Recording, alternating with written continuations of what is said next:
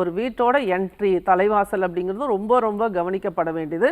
அது போலவே அதன் இருபுறமும் இருக்கக்கூடிய நம்மளோட கண்கள் அப்படிங்கிற இந்த ஜன்னல்களும் முக்கியத்துவம் வாய்ந்தது. அது ஒரு வீட்டுக்கு வீட்டின் அளவை பொறுத்து அது சதுரமா செவ்வகமா ஒரு தலைவாசல் எந்த இடத்துல இருக்கணும், அதற்கு இருபுறமும் ஜன்னல்கள் எப்படி இருக்கணும் அப்படிங்கிறத துல்லியமாக கவனித்து நம்ம வந்து சரி பண்ணும் பொழுது, ஃபஸ்ட்டு வடகிழக்கு நம்ம சரி பண்ணணும் அப்படின்னாவே அந்த இடத்துல எல்லாம் வரவுக்கு உண்டான திசை, வம்சத்திற்கு உண்டான திசை. அப்போ வம்சம் வளரணும், வம்சம் நம்மளோட எதிர்காலத்தில் நம்மளோட வம்சத்தினர் வந்து ரொம்ப சிறப்பாக வாழணும், வம்சத்தினர் சிறப்பாக வாழணும்னா நல்ல வரவு வரணும், அந்த வரவு வந்து நல்ல வரவாக இருக்கணும் அப்படிங்கிற எல்லா கருத்துக்களையும் உள்ளடக்கியது இந்த வடகிழக்கு. அப்போ ஒரு வீட்டோட வடகிழக்கை நம்ம சரி பண்ணிட்டோம் அப்படின்னாலே எல்லா நல்ல விஷயங்களும் துவக்கமாயிரும், அந்த இடத்துல நல்லா வர ஆரம்பிச்சிடும். அதன் பிறகு ஒவ்வொரு திசைகளாக நம்ம சரி பண்ண முடியும்.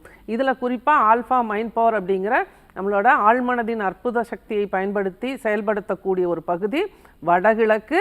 சித்தம் தெளிவாக்கும் பகுதி. நம்ம அந்த வடகிழக்கு சரியாக இருந்துச்சுன்னா நல்ல சிந்தனை, நேர்மையான சிந்தனை, தெளிவான சிந்தனை அப்படிங்கும்போது அந்த இடத்துல இருக்கும்போது அதை செயல்படுத்த, அது நம்ம கையில் வந்துருச்சு, நல்ல விஷயம் யோசிக்க ஆரம்பிச்சிட்டோம், அந்த விஷயத்தை நமக்கு வந்து பிரபஞ்சம் கொடுக்கணும் அப்படின்னா அதற்குண்டான பகுதி வடமேற்கு. அப்போ இந்த வடமேற்கை நம்ம துல்லியமாக வச்சுருக்கணும்.